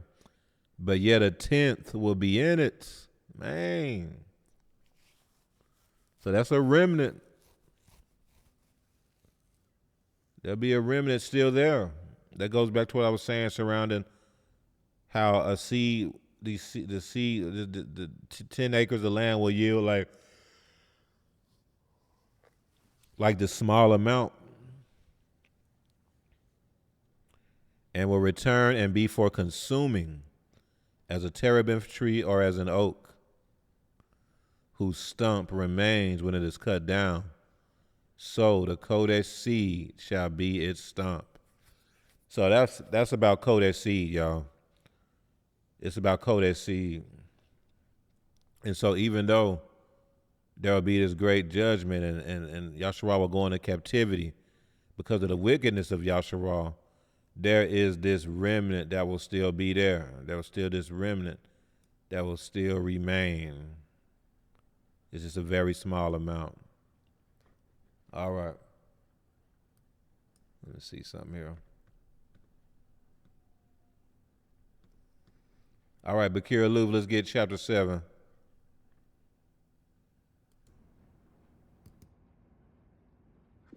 Yes, sir.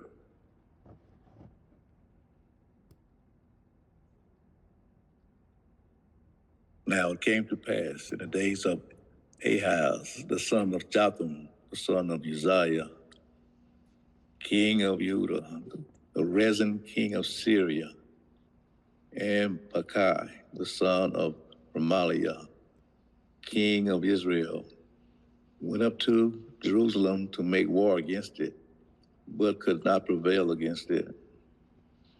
And it was told to the house of David, saying, Syria's forces are deployed in Ephraim. So his heart and the heart of his people are moved, as the trees of the woods are moved with the wind. Then Yahuwah said to Isaiah, Go out now to meet Ahaz, you and YeshaYahu, your son, at the end of the aqueduct from the upper pool, on the highway by the fuller's field, on the highway to the fuller's field, and say to him, Take heed and be quiet. Do not fear or be faint-hearted, for these two stubs of smoking firebrands, for the fierce anger of Rezin in Syria and the son of Remaliah, because Syria, Ephraim, and the son of Remaliah have plotted evil against you, saying, Let us go up against Judah and trouble it, and let us make a gap in its walls for ourselves, and set a king over them, the son of Tabal. Thus says Adon Yahuwah. It shall not stand. Adon Yahuwah. It shall not stand, nor shall it come to pass. For the head of Syria is Damascus, and the head of Damascus is Rezin. Within 65 years, Ephraim will be broken, so there will not be a people. The head of Ephraim is Samaria, and the head of Samaria is Remaliah's son.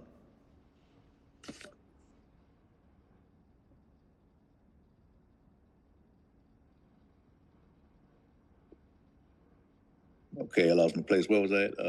Verse 9. Verse 9, okay. And the head of Samaria is Remaliah's son. If you will not believe, surely you shall not be established. Verse 10. Moreover, Yahuwah spoke again to Ahaz, saying, Ask a sign for yourself from Yahuwah your Elohim. Ask it either in the depth or in the height above. But Ahaz said, I will not ask, nor will I test Yahuwah. Then he said, Hear now, O house of David. It is a small thing for you to worry men, but will you worry my Elohim also? Therefore, Adon himself will give you a sign. Behold, the virgin shall conceive and bear a son, and shall call his name Emmanuel. Curds and honey he shall eat, that he may know to refuse the evil and choose the good. For before the child shall know to refuse the evil and choose the good, the land that you dread will be forsaken by both her kings. Yahuwah will bring the king of Assyria upon you and your people and your father's house, days that have not come since the day that Ephraim departed from Judah. It shall come to pass in that day that Yahuwah will whistle for the fly that is in the furthest part of the rivers of Egypt, and for the bee that is in the land of Assyria. They will come, and all of them will rest in the desolate valleys and in the clefts of the rocks, and on all thorns and in all pastures. The same day, Adon will shave with a hired razor, with those from beyond the river, with the king of Assyria, the head and the hair of the legs, and will also remove the beard. It shall be in that day that a man will keep alive a young cow and 2 sheep. So it shall be from the abundance of milk they give that he will eat curds. For the curds and honey everyone will eat who is left in the land. It shall happen in that day that whenever there could be 1,000 vines worth 1,000 shekels of silver, it will be for briars and thorns. With arrows and bows, men will come there, because all the land will become briars and thorns, and to any hill which could be dug with the hoe. You will not go there for fear of briars and thorns, but it shall become a range for oxen and a place for sheep to roam. Hallelujah. Hallelujah. Did you have anything on this one? Not right now. I'm going to jump in there and let me get my thoughts together. Go ahead. All right, just jump on in whenever you feel like it. Yeah, so this is another very famous chapter. YeshaYahu chapter 7 is a very messianic messianic chapter, meaning some stuff in there surrounding Yahushua Mashiach, but it's multiple layers to this. So let's just look at this, and after this chapter, we'll close from there. But so it goes into King Ahaz, as it came to pass in the days of Ahaz, the son of Jotham, the son of Uzziah, king of Yehuda, that Rezin, king of Syria, and Pekah, the son of Remaliah, king of Israel, went up to Jerusalem to make war against it. So, okay, you have Rezin, king of Syria, Pekah, the son of Remaliah, king of Israel. So you have basically Israel, the northern kingdom, teamed up with Syria to literally war against their brethren, the southern kingdom, Yehuda. Very crazy, but this is how wild it was back then, and the reason why unity is so important and how division is so bad. That Israel literally, they had got so corrupt that they were cool and teamed up with the heathen to go against Yehuda, y'all, to go against their own brethren, y'all. It probably got so bad to where they didn't even realize they were brethren, and didn't care. And that's what happens, y'all. Listen, whenever Yasharal veers far away from Torah, Yasharal, a lot of times our people end up hating each other, hating our own brethren, and loving the heathen. And will literally team up with the heathen to come against their own brethren.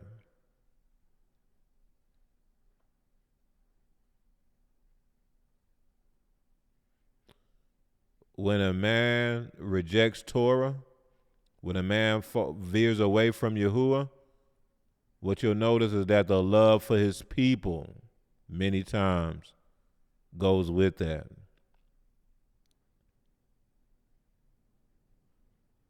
When a man loves Yahuwah, he's joined to Yahusha, he's serious about the covenant, he walks in the Most High, it almost always translates into him loving the people, loving his brethren. That's just how it works. And so this is showing you the level of corruptness the northern kingdom was in and why Yahuwah was saying he was going to destroy them in the previous chapters. They done went so far as to want to overtake their brethren, y'all, to team up with the heathen to go against their brothers, the southern kingdom. So Yahuwah, through YeshaYahu, gave this word to the king of Yehuda, King Ahaz. And King Ahaz, he wasn't that through of a king. If you read, his account, I believe it's in the Chronicles and Kings. For the most part, I don't remember him being a through king. He wasn't that through. But nevertheless, in this instance, Yahuwah was on his side, man, because it's just like the audacity of the northern kingdom to want to go against their own people like that and to try to make alliance with the heathen to do so is, a highest level of wickedness. And so Yahuwah gave his words to the king at the time. He said, and it was told to the house of David, that's the kings of the southern kingdom, saying, look, serious forces are deployed in Ephraim, so his heart and the heart of his people were moved as the trees of the woods are moved with the wind. So, the prophecy was going out. YeshaYahu was letting them know, hey, look, this is what's happening. Then Yahuwah said to YeshaYahu, go out now to meet Ahaz, you and YeshaYahu. So YeshaYahu was talking about Kodesh seed and was prophesying about Kodesh seed, I submit, because Yahuwah used YeshaYahu to bring forth Kodesh seed as well. Ben Shir Jashub, which, let's see what it means. A remnant shall return. Ben Shir Jashub, man, was Kodesh seed, YeshaYahu's son. And Yahuwah had him to go with him. Yahuwah had Shir Jashub to go with YeshaYahu when he went before Ahaz to give him that word. So go out now to meet Ahaz, you and Shir Jashub, your son, at the end of the aqueduct from the upper pool on the highway to the fuller's field, and say to him, take heed and be quiet. Do not fear or be faint-hearted for these two stubs of smoking firebrands, for the fierce anger of resident Syria and the son of Remaliah, because Syria, Ephraim, and the son of Remaliah have plotted evil against you, saying, let us go up against Judah and trouble it, and let us make a gap in its wall for ourselves and set a king over them, the son of Tabel. So this is the northern kingdom wanted to basically overthrow the house of Dawid, y'all. They wanted to take out the lineage they wanted to take out King Ahaz and put their own king there. A very normal tactic that the heathen do. Not very normal. Y'all saw that all throughout this captivity here in America. I was just looking at Jesse Jackson had just recently passed away. I believe like last week. It was pretty recent. And I was looking at some of the accounts because there were some people who really were strong, pretty reputable people who strongly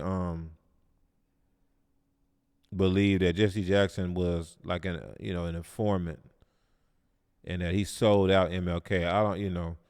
That's one of those things to where it's a lot of stuff out there. Dick Gregory was one who pretty strongly alluded to that. He never said it outright. So in my remembrance, but he alluded to it. It's another guy, I can't remember his name, who was there who alluded to that there was something off as well. And but nevertheless, this is what the heathen do. And the reason why I believe that's probably what happened is because Jesse Jackson, after MLK's death, Martin Luther King's death, Jesse Jackson was propped up as this great leader and even ran for president. He even ran for president, y'all, not too long after that. Maybe about a decade later, roughly a little over a decade later. He literally ran for president, y'all. And was propped up as a leader over quote unquote black people for the rest of his life. You got Al Sharpton. Al Sharpton was known to be a government informant. That's well documented. That's not, any kind of like conspiracy theories and anything like that. He was in bed with the government, and I'm pretty convinced Jesse Jackson was as well. And so, the Martin Luther King. I know Martin Luther King is very controversial in the awakening. I understand. I know. I know all that. I know all his flaws, for the most part, at least the stuff that was documented. But then you gotta take all that stuff with a grain of salt, y'all. When the FBI is pouring stuff out on somebody, that they're trying to tarnish, and who, you just gotta be just careful. That's all I could say about that. There was a point in time where Martin Luther King was kind of maybe moving away, but at the end of his life, he stood his ground. I submitted when he started pushing for reparations and going hard. I believe that's the reason why they decided to take him out, is because he did try to go hard. He for what he knew, the best that he knew. And so with that being said, America took him, the government took him out, and they propped up these other leaders. You had Martin Luther King, who was chosen by the people. These other leaders were not. I submit Al Sharpton was never chosen by the people. He was propped up by the powers that be to be the leader. We saw that with Malcolm X. Those are the biggest examples, but it was more than that. Fred Hampton, it happened to him. Man, the government took him out, y'all, and they were trying to replace these leaders who they felt like were dangerous to the status quo, to just like regime change, to put in place another leader who was in bed with them, who was in bed with the government that they were comfortable with leading, quote unquote, black people. Babylon does it all the time. Right now, y'all see what Trump is doing. He's talking about Iran needs a regime change, right?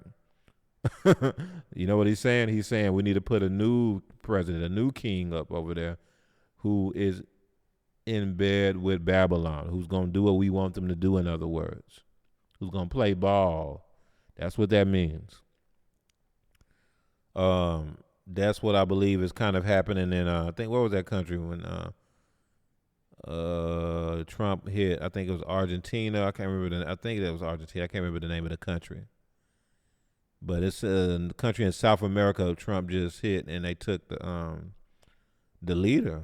They took him captivity and put an interim leader in there. And from what I understand, they're gonna put their own. They're gonna place a leader there.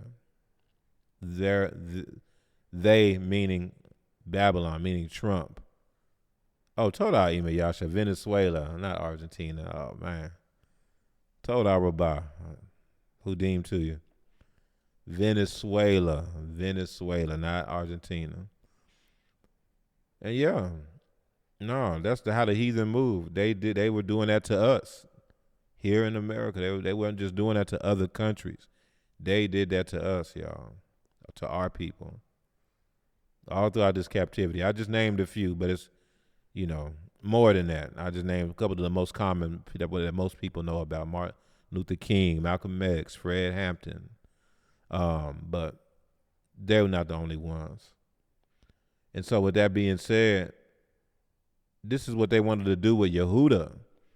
This is what the northern kingdom in Syria wanted to do with Yehuda. They wanted to take out Ahaz and place some other king who wasn't even a son of David, and set them and have him to be the king over Yehuda. And Yahuwah came through his prophet and told King Ahaz their plans. And listen, Yahuwah will show you the plans of your enemies, Mishpacha. If you are aligned with Yahuwah, you're obedient to his way, you're obedient to his word, he will show you the plans of your enemies. He will reveal it to you and let you know, hey, this is what's happening. This is what they trying to do, but I got you. How many of y'all have that happen to? The Most High showed you the plans of your enemies. Showed you. But he was like, don't worry. I got you. This is how Yahuwah did King Ahaz. Probably just on the strength of Melech Dawid. YeshaYahu and ShamaYahu said, Khan.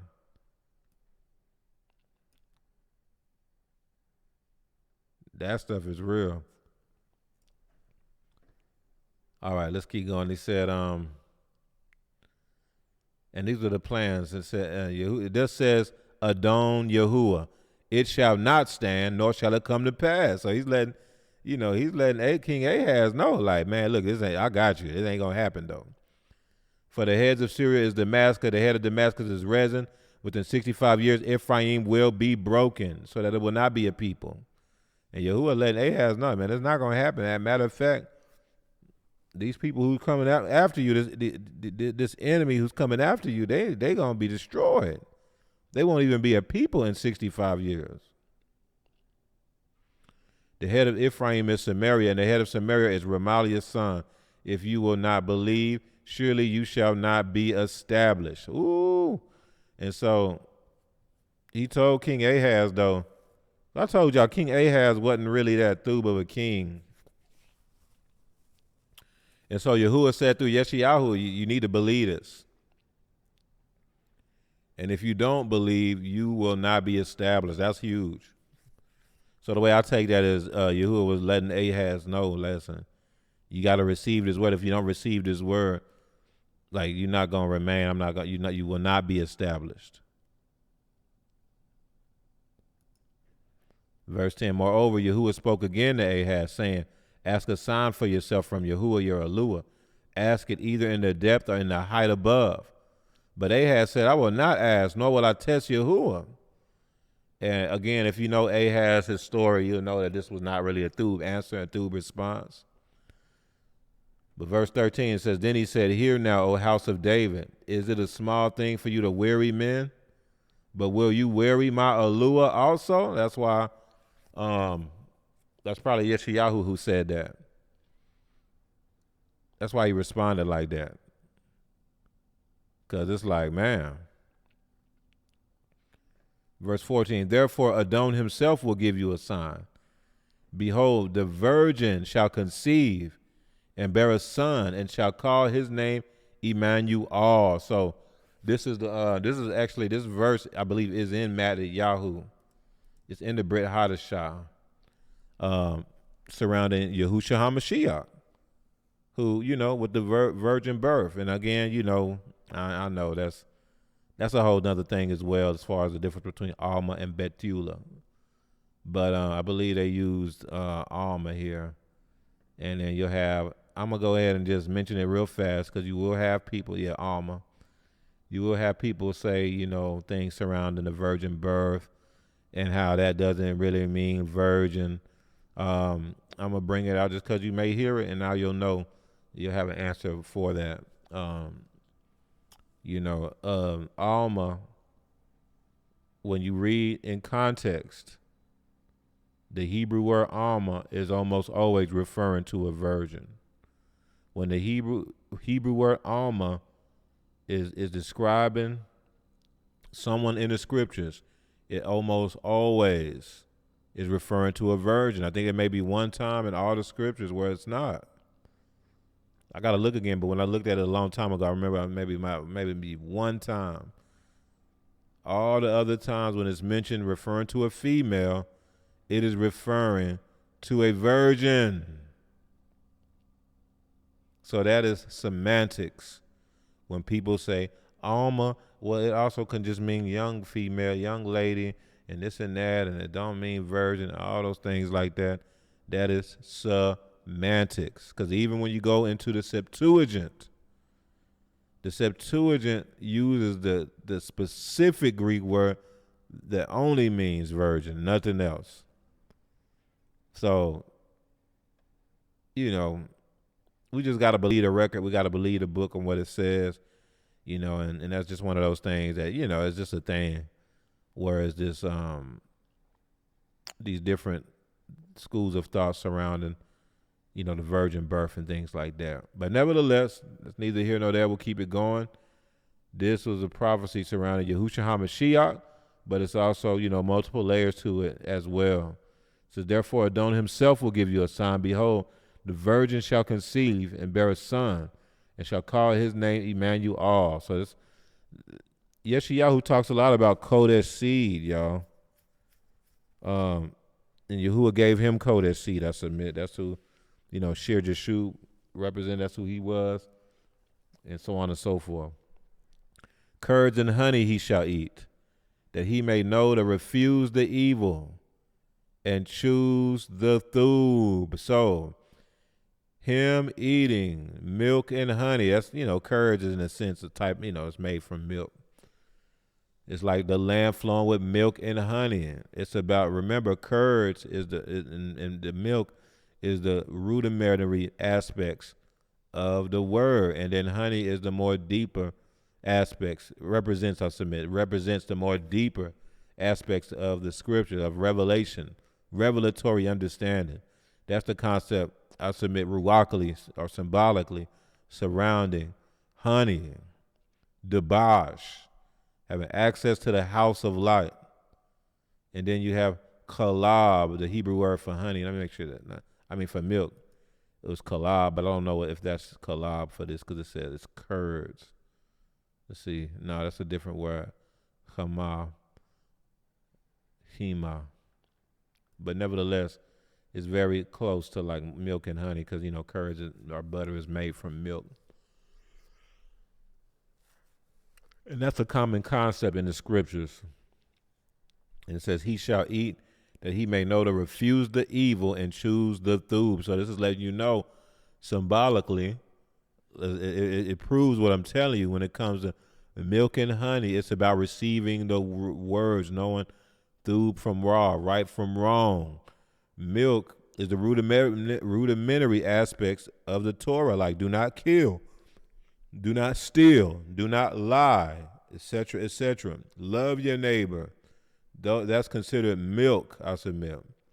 That's the rudimentary things. And then, honey, that's the more revelatory understanding, more deeper aspects, Hebrew breakdowns, the understanding of some of the mysteries, the meditations and so on and so forth. But both together, when applied and consumed, you will know how to refuse the evil and choose what is thub. You won't be, so this is showing that this son, Emmanuel, will not be like the rest of the inhabitants of Israel who are calling evil good thub and thub evil. No, they will be able to refuse the evil and choose the thub.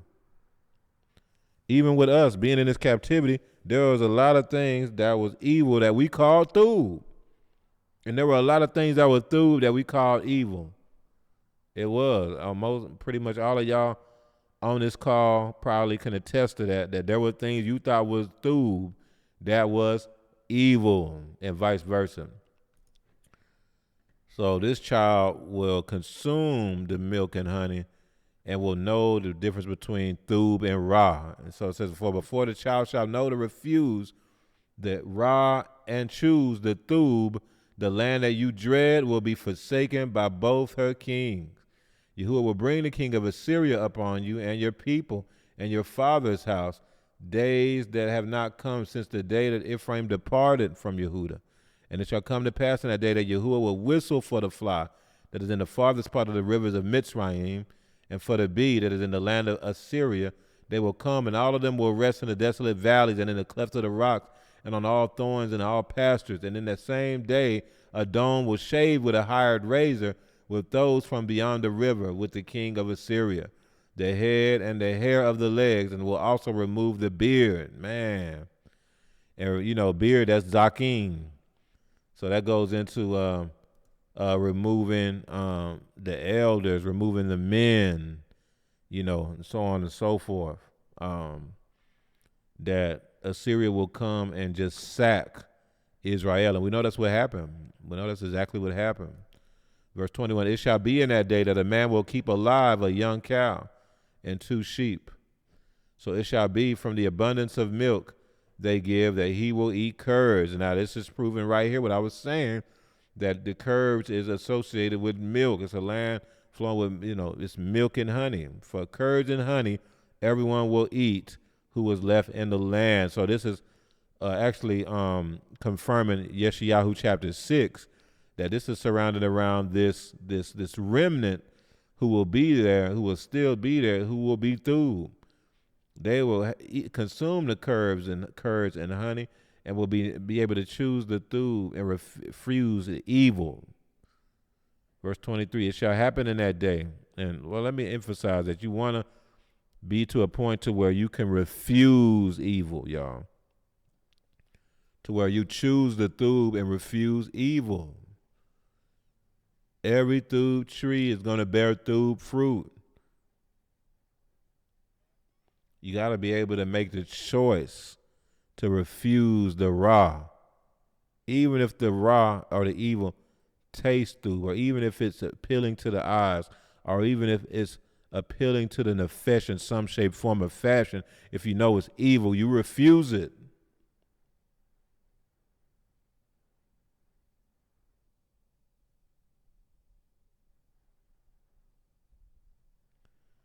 It shall happen in that day that wherever there could be 1,000 vines worth 1,000 shekels of silver, it will be for briars and thorns. Man, with arrows and bows of men, with arrows and bows, men will come there, because all the land will become briars and thorns. And to any hill which could be dug with the hoe, you will not go there for fear of briars and thorns, but it will become a range for oxen and a place for sheep to roam. Man, all praise to the Most High. Bakir Sargon Manu, he said, Ahab would ask, and Hudim, he said, Ahab would ask Mitzrayim for help, but not Yahuwah, lack of Emunah. Oh, Ahaz. Oh, Khan, yeah, Ahaz. Oh, yeah, that was crazy. Yeah, I forgot about that. Yeah. So, yeah, that's probably why Yahuwah had told him, like, man, listen, you need to believe this, and if you don't, you will not be established. Like, so Ahaz dealt with a lack of Emunah big time. That was just something with his issue with his character there. Well, he dealt with a lack of Emunah. Bakira Luvyubal put in MIDRASH chapter 1, 20 through 22. And we can look at that. Let's see. MIDRASH chapter 1, 20 through 22. And it says, but while he thought about these things, behold, a malak of Yahuwah appeared to him in a dream, saying, Joseph, son of Dawid, do not be afraid to take to you Mary your wife, for that which is conceived in her is of the Ruach HaKodesh. And she will bring forth a son, and you shall call his name Yahusha, for he will save his people from their sins. So all this was done that it might be fulfilled, which was spoken by Adon, or by Yahuwah, through the prophet, saying, behold, the virgin shall be with child, and bear a son, and they shall call his name Emmanuel. That's it, yeah. Which is translated Alua with us. Man. Right, it's right there. Well, they quoted YeshaYahu chapter 7. So, Yahuwah to be praised. Is there anybody had any comments or anything they would like to bring out before we close?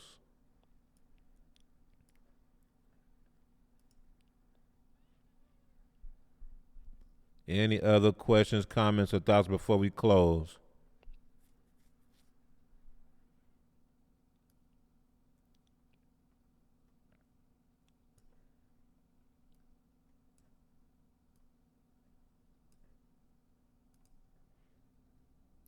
All right, y'all. All praise to the Most High. Well, Yahuwah to be praised. We're going to get it in. Most High willing. Next week. Oh, go ahead, Imbuno.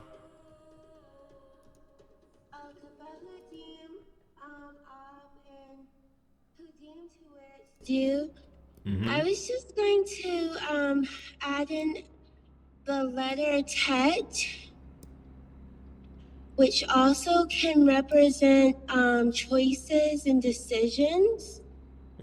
So when you were talking about how you have to be mindful of the choices that you're making, it made me reflect on that word Tet.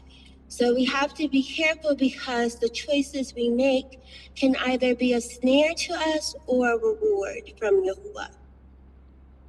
Man, that's it. That is it.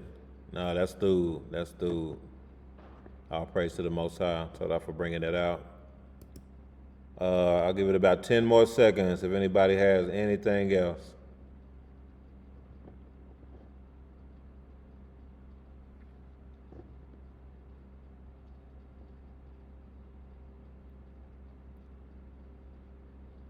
All right, y'all. Well, told out to Yahu and Yahusha. Most High willing, we're going to do this again next week. Much Ahava, y'all, and Lakam La Shalom.